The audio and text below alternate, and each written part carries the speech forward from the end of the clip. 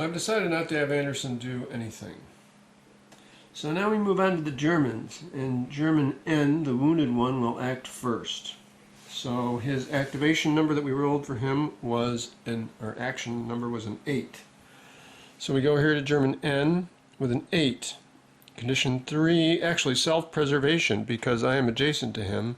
He will do action 965. Well, that could make him do something unusual, so that could throw a wrench in my plans.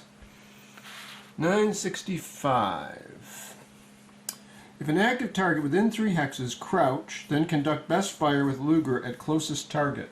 Well, there is an active target within 5 hexes, so he will crouch. So he's going to change from his prone position back into a crouched position. So we take off the prone marker here. But he cannot see this guy, so he's going to fire at, well, one of these guys. Now actually, let's see. You know, why didn't I have Cheng go prone? I think I would have done that. There was no reason not to, since I was planning. Yeah, I'm going to just say that I did. So anyways, he's going to have a choice of several targets here, and it said conduct best fire with Luger at closest target. Fall prone after fire if free stance change available, which it will not be. So, firing with the Luger, I guess I'll have to roll the dice because all these guys are potentially. So, 1, 2, 3, it'll be Bastinelli. 4, 5, or 6, it will be Davis. And 7, 8, or 9, it will be Cheng. And it's a 3, so Bastinelli. So it probably didn't matter what stance Cheng was in anyways. Let's see. So he's got a starting weapon skill. He's got a weapon skill of +1, but he gets a -1 due to his being wounded. So he's got a 5 base number because he's at short. Oh, he's not at short range with the pistol. He is actually at medium range with the pistol.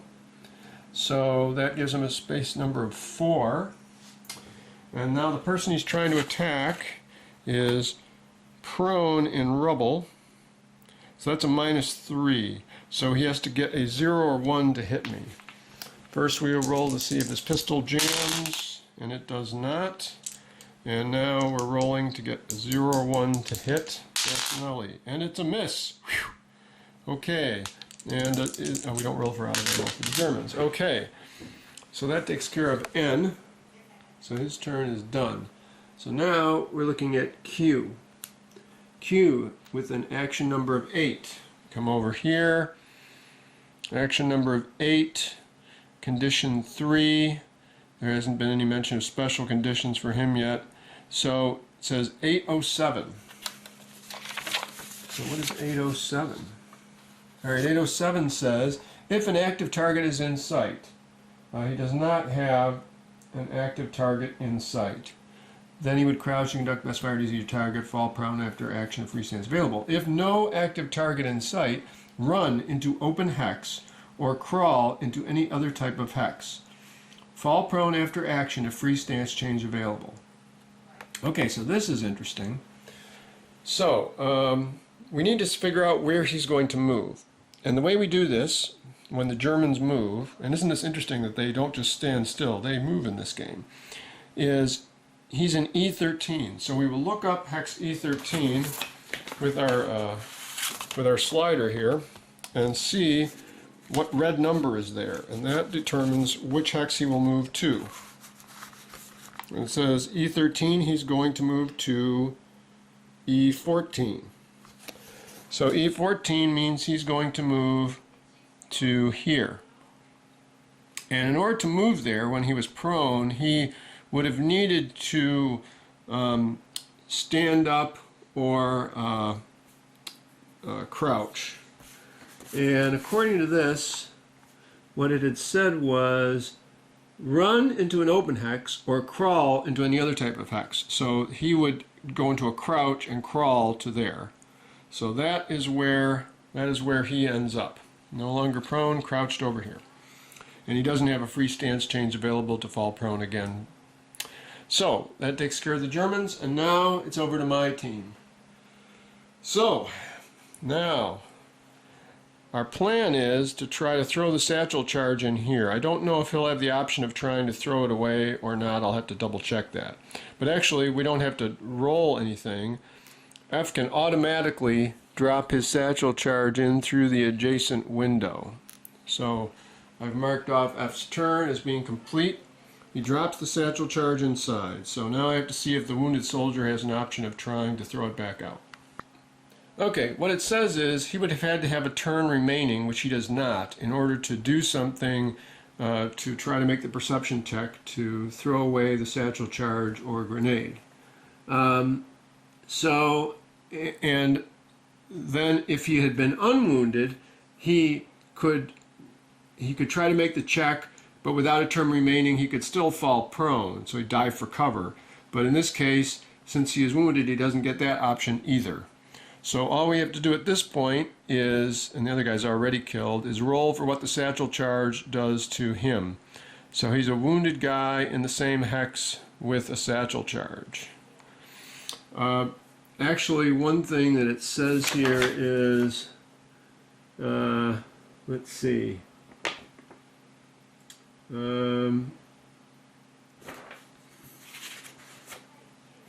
I have to stand, by the way, now to throw the satchel charge into the adjacent hex.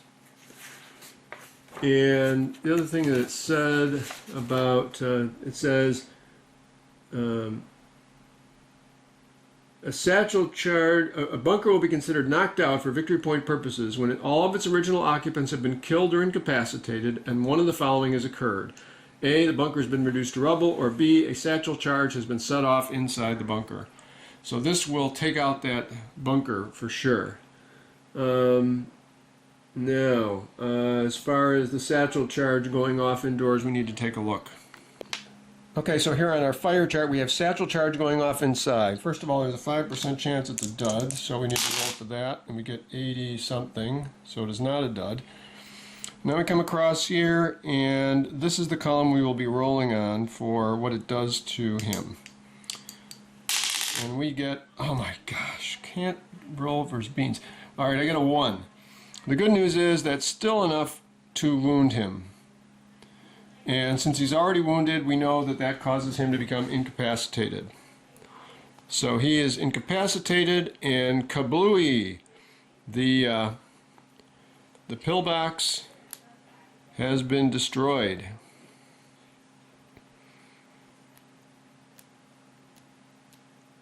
Now I suppose I might be able to see what happens in terms of, I still might be able to recover something from his body. I'm not sure if I can capture an incapacitated enemy soldier or not. He's not killed. So let's take a look and see where that leaves us. Bassanelli is going to stand up and go 1 and 2, 3 here into the brush. This will give him a possibility of shooting Q here at a range of 1, 2, 3, 4, 5. He takes that action. Now Anderson takes his action to give Bassanelli a second action.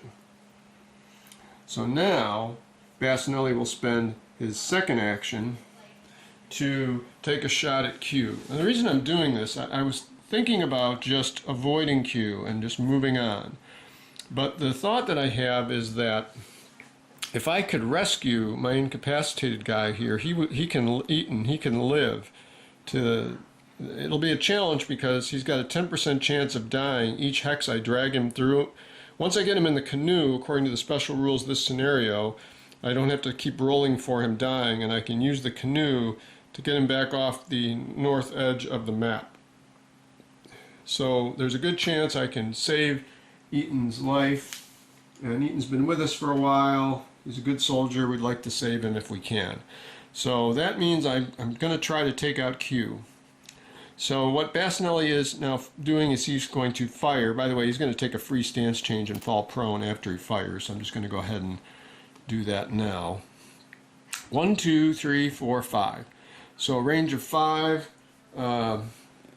attacking that guy who is crouching in the trees. So he's using his Browning automatic rifle, which is, he has a 5% chance of having it jam, and it does not. And then at a range of 2 through 9, he is at short range. So his base target number is a 5.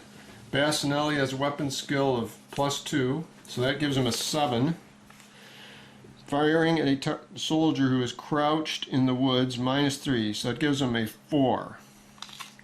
Now I could choose to snap fire twice, so 1 shot at a 4, or 2 shots at a 2.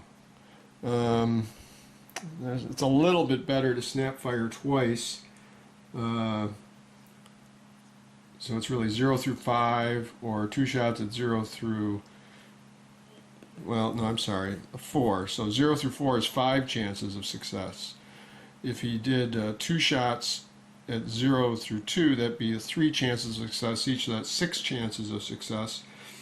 But I don't want to do that because the odds are he'll run out of ammunition. There's a 50% chance he's going to run out as is, and we're going to be using his clips up. So I'm just going to take the 0 through 4, 1 shot.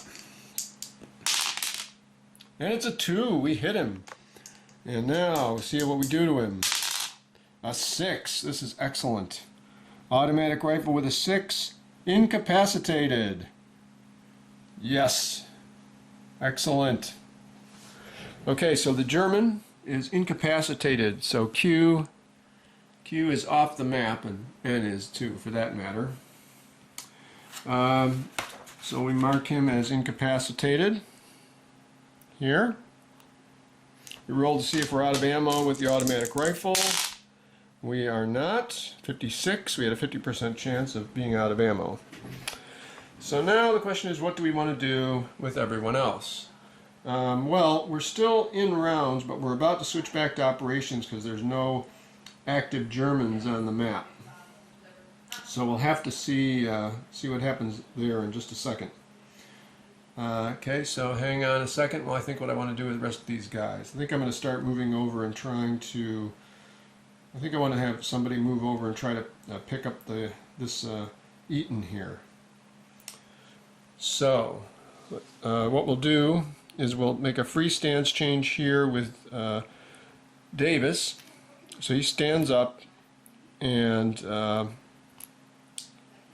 he will move to J12, and then I13, and then H13. So let's make sure nothing happens as he does that. Okay.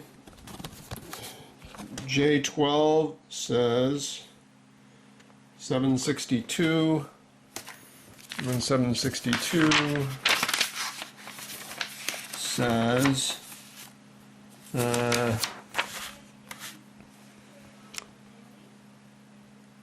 if S0 and S3 have both occurred, no event. Okay, that's what I figured. And then he moved into I13, which is probably about the same thing.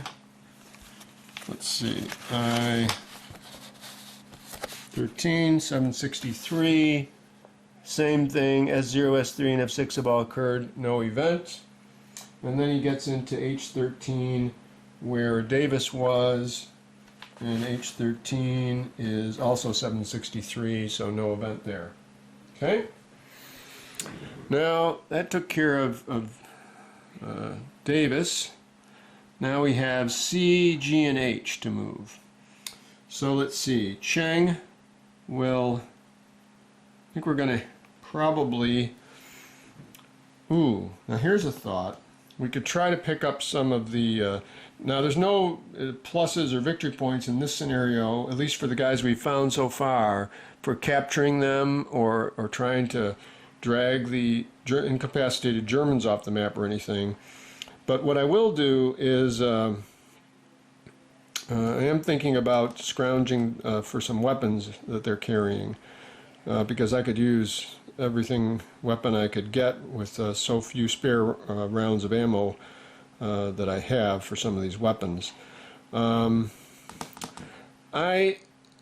don't know what to make of there's no specific rules for handling what happens inside this pillbox that collapsed with the satchel charge going off, but I'm going to rule that the machine gun there and I feel like I don't know whether the machine gun should really be operational or not. But this guy I just shot, and this guy over here I just shot. So I think pilfering their bodies for weapons is certainly legitimate. So I'm going to have Cheng here stand up and move here for 1. We don't have to make an event check. And then J14 for 2, I14, H14. So let's see. J14, I14, H14. Okay, those are all no event happening. The 763 event, and we've done all the sightings that would cause anything to happen there.